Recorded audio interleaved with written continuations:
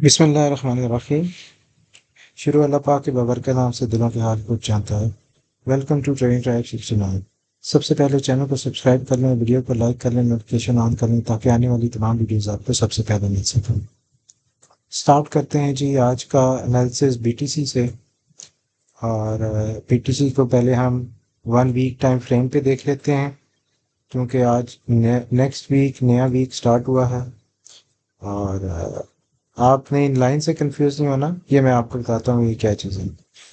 अच्छा, right now अगर आप देखें वीकली क्लोज के बारे में देखें तो वीकली क्लोज हमारा जो है बीटीसी का 93,749 पे वीकली क्लोज हुआ है। ठीक है, तो आज वीकली क्लोज के बाद डेली कैंडल, पहली डेली कैंडल है।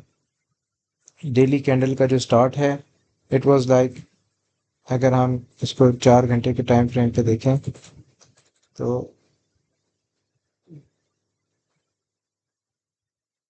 दिस इज द कैंडल जहाँ पे इसने नीचे वाली लिक्विडिटी को ग्रैब किया। ठीक है, राइट नाउ जो प्राइस है वो इस रीजन में मूव कर रही है। इसका लो ये है, मैग्नेट को ऑफ करता हूँ।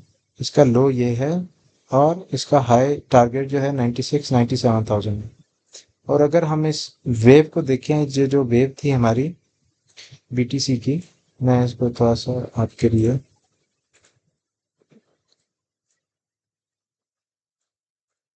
अच्छा, तो बेसिकली प्राइस यहाँ से पहली वेव में गई, कंसोलिडेट किया, सेकंड वेव उसने ऊपर की तरफ बनाई, फिर कंसोलिडेट किया।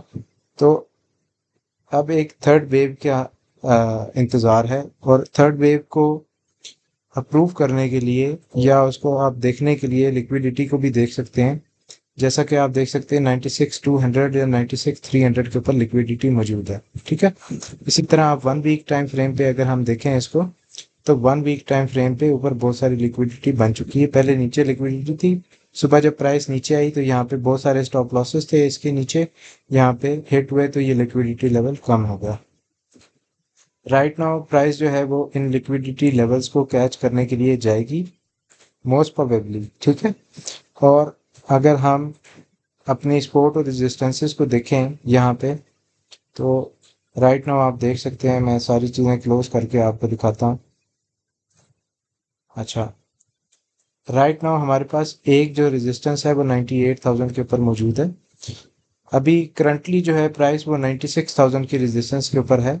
96 से 98,000 के दरमियान प्राइस की रेजिस्टेंस मौजूद है। लेकिन अगर हम लिक्विडिटी की बात करें तो लिक्विडिटी 96,000 से ऊपर की तरफ लिक्विडिटी पड़ी हुई है। तो प्राइस इस तरह का प्राइस एक्शन बना सकती है कि यहाँ से ऊपर जाए, इस लाइन को टच करे। इसको मैं क्लोज करता हूँ और थोड़ा सा जूम करके मैं आपको दिखाता हूँ। ठीक है, प्राइस यहाँ पे हमारी लिक्विडिटी पड़ी हुई है 96,200 के ऊपर। तो प्राइस यहाँ पे इस लिक्विडिटी को ग्रैब करे, थोड़ा सा ऊपर जाए और फिर नीचे की तरफ यहाँ इसी सपोर्ट के ऊपर दोबारा वापस आ जाए। ठीक है, अगर तो यहाँ से एक ड्रॉप आता है और रिजेक्शन मिलती है, और स्ट्रॉन्ग रिजेक्शन मिलती है। स्ट्रॉन्ग रिजेक्शन मींस के प्राइस ये लिक्विडिटी ग्रैब करती है, यहाँ पे जो लिक्विडिटी है उसको ग्रैब करती है और स्ट्रॉन्ग रिजेक्शन मिलता है। तो और ये हमारे सपोर्ट के लेवल्स हैं 89,000 से 91,000 के दरमियान।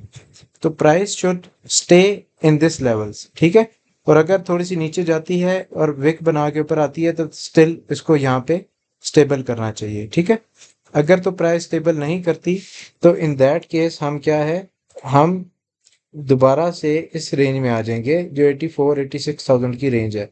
हम इस रेंज में आ जाएंगे। ठीक है, जब जब भी प्राइस इस तरह के प्राइस एक्शन बनाती है तो उस केस में आपके पास रिजेक्शंस भी आती हैं, और उस केस में आपके पास एक इमेंस इंटेंस मूव आती है जो कि सडन मूव होती है, जिसके जिस तरह यहाँ पे एक सडन मूव आई, ऊपर की तरफ चलेगी। अगर तो प्राइस यहाँ पे स्टेबल होती है जैसे कि यहाँ पे स्टेबल हो रही थी, इन दैट केस हम ऊपर के रीजन्स को देखेंगे। लेकिन अगर यहाँ से इसे लिक्विडिटी ग्रैब करती है और फौरन नीचे आ जाती है तो नीचे के लेवल्स को भी हम टेस्ट कर सकते हैं। ठीक है, प्राइस हमेशा एक फॉर्मेशन में नहीं मूव करती, हमेशा ऊपर की तरफ मूव नहीं करती। जब उसका एक प्राइस एक्शन के बाद वो थोड़ी सी पुल बैक जिसे आप कहते हैं वो ले सकती है। ठीक है, तो 27% की मूव ऑलमोस्ट ऊपर की हो चुकी है। तो अगर इस सिनेरियो में हमारे पास 4 से 5% का पुल बैक आता है तो वो तकरीबन 5% का पुल बैक आपको यहाँ पे ले आता है 91,200 के ऊपर। ठीक है, तो at this point this will be a strong support, और इसको अभी तक इसने टेस्ट नहीं किया तो इसको दोबारा से टेस्ट करके प्राइस वापस ऊपर की तरफ मूव कर सकती है। ये आपके पास बीटीसी का सिनेरियो आ गया। अब बात कर लेते हैं ऑल्ट कॉइन्स की, जिसमें आपके पास इथीरियम है, सोलाना है, और सुई है, एक्सआरपी है। इन कॉइन्स के ऊपर बात कर लेते हैं। ठीक है, इथीरियम को अगर आप देखें तो इथीरियम अपना 1800 के लेवल के ऊपर बरकरार है। जो वीकली इसका क्लोज हुआ था वो 1790 के ऊपर हुआ था, वेरी क्लोज टू 1800। लेकिन उसके बाद इसने थोड़ी सी विक नीचे बनाई और अभी यहाँ पे प्राइस 1800 के ऊपर स्टेबल होने की कोशिश कर रही है। अगर हम इसकी सपोर्ट और रेजिस्टेंस की बात करें तो राइट नाउ 1750 पे ये सपोर्ट ले रहा है और 1845 पे इसको रेजिस्टेंस मिल रही है। ठीक है, 1850।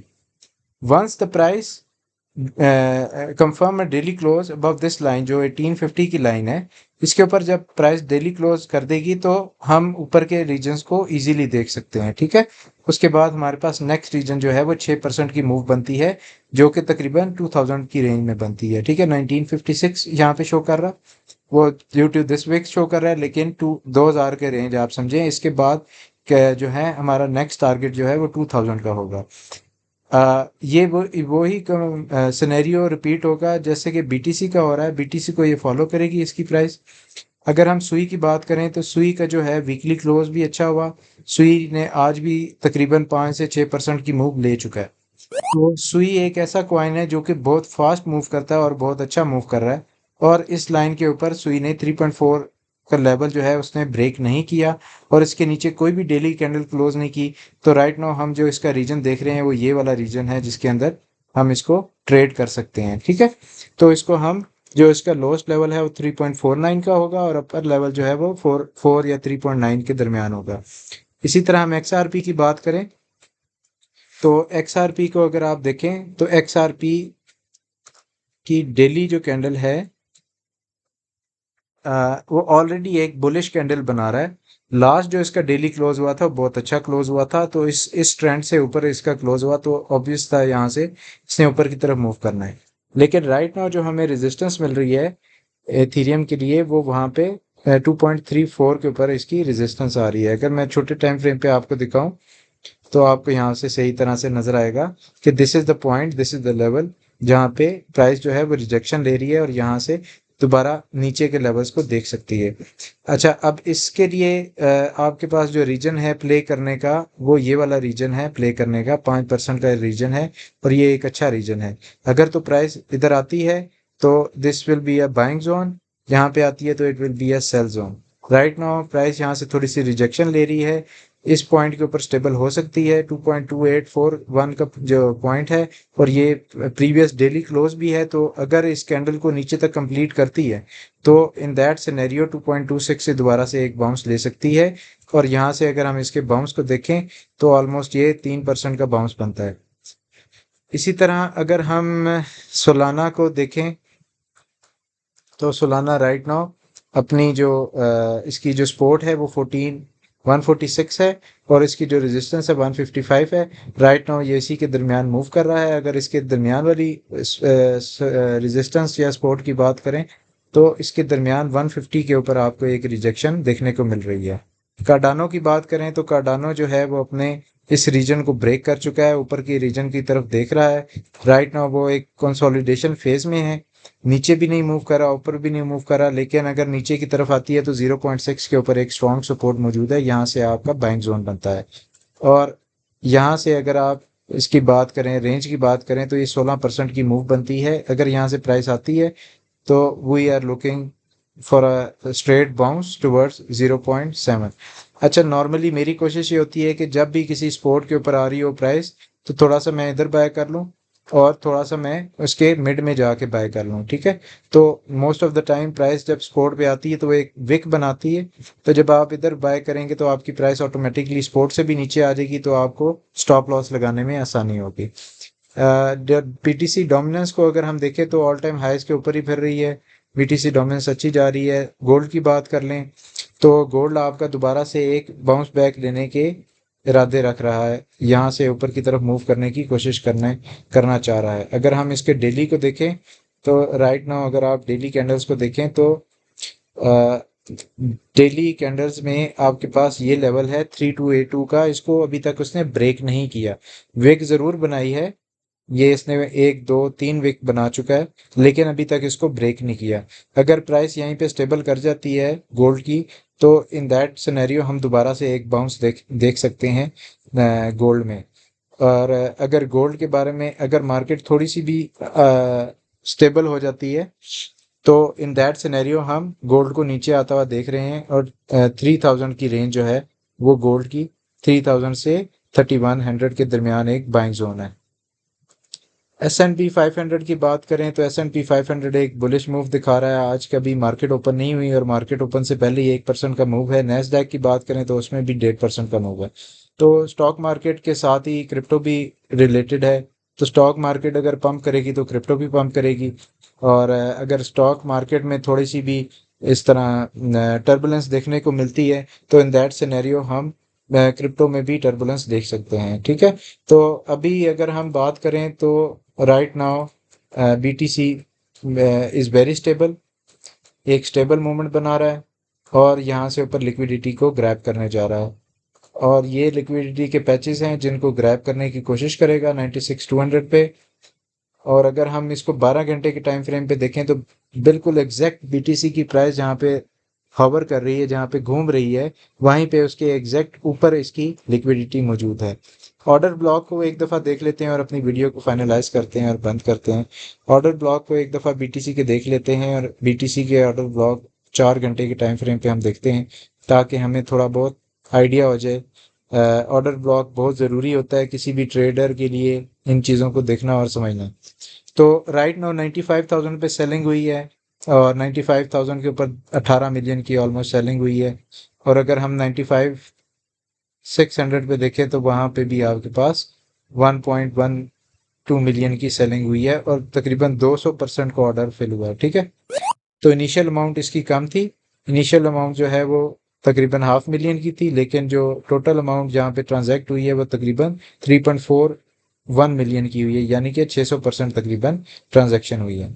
तो यहाँ पे सेलिंग देखने को मिल रही है। अगर हम इससे ऊपर देखें तो राइट नाउ 96,200 और 96,200 पे भी इनिशियल अमाउंट ही 2 मिलियन की है, ये बढ़ भी सकती है। 96,000 के ऊपर 11 मिलियन की अमाउंट है। और अगर हम 96,500 तक देखें तो ऑर्डर्स हमारे पास लगे हुए हैं 3 मिलियन तक के, ठीक है। तो ये 6 मिलियन का एक बड़ा ऑर्डर यहाँ पे लगा हुआ है, 11 मिलियन का, सॉरी। तो 11 मिलियन का ऑर्डर 96,000 पे लगा हुआ है, तो प्राइस इसको ग्रैब करने जा सकती है। इसी तरह अगर हम नीचे के ऑर्डर्स को देख लें तो नीचे के ऑर्डर्स में हमारे पास 93,000 के ऊपर 4 मिलियन का ऑर्डर है, और कोई इतना बड़ा ऑर्डर मुझे नज़र नहीं आ रहा। इमीडिएट इसकी प्राइस के नीचे इतने बड़े ऑर्डर्स नहीं हैं। और अगर हम उससे थोड़ा सा और नीचे जाके देखें तो 1 मिलियन 2 मिलियन के ऑर्डर्स हैं, इतने बड़े ऑर्डर्स नहीं हैं। अच्छा, 89,500 पे 10 मिलियन का ऑर्डर लगा हुआ है, और 89,500 89,200 के ऊपर भी एक ऑर्डर मैंने देखा है। 89,500 है, दोबारा से आ गया। 89,000 के ऊपर ऑर्डर लगा हुआ है। तो अगर प्राइस थोड़ा सा रिट्रेस करती है तो 89,000 वाला जो रीजन है, it can bounce back from this region, क्योंकि यहाँ तक ऑर्डर्स आपके मौजूद हैं और यहाँ से नीचे आपके पास ऑर्डर्स नहीं हैं। मोस्ट प्रोबेबली प्राइस इसी इसी के दरमियान मूव करेगी, यहाँ से ऑर्डर्स उठा के ऊपर जा सकती है। इतनी बड़ी मूव लेके नीचे आके ऊपर जाना, वो स्ट्रक्चर ब्रेक करने वाली बात होती है, ठीक है। तो प्राइस अभी बहुत स्ट्रांग है, वीकनेस शो नहीं कर रही। अगर प्राइस वीकनेस शो करती है, इस मीन्स के यहाँ पे सेलिंग प्रेशर बहुत ज़्यादा है, तो इन दैट सिनेरियो प्राइस नीचे आएगी और इन बाइज ऑर्डर को लेगी, ताकि वो अपना दोबारा से मोमेंटम कायम कर सके और स्ट्रांगली वो इस रेजिस्टेंस को ब्रेक कर सके। This is all for today. इंशाल्लाह नेक्स्ट वीडियो के साथ मैं फिर हाजिर होऊंगा। और इसी तरह आप वीडियोस को देखते रहें, लाइक करते रहें, शेयर करते रहें अपने फ्रेंड्स के साथ, ताकि हम आपके लिए मज़ीद इस तरह की इंफॉर्मेशनल वीडियोस लेके आएँ और ये इन्हीं वीडियोस के जो स्पोर्ट और रेजिस्टेंसेस के जो कॉन्सेप्ट है इनको आप समझें और इन्हीं के ऊपर आप ट्रेड करने की कोशिश करें। लेट्स सपोज अगर आपने 92,000 के ऊपर ट्रेड लगाई होती, क्योंकि this was a proper sport जो कि मैंने आपको बताया था, तो राइट नाउ अगर सिर्फ यहाँ से आप देखें तो एट द टॉप 5% की मूव है जो कि आप दो दफ़ा ग्रैब कर चुके हैं।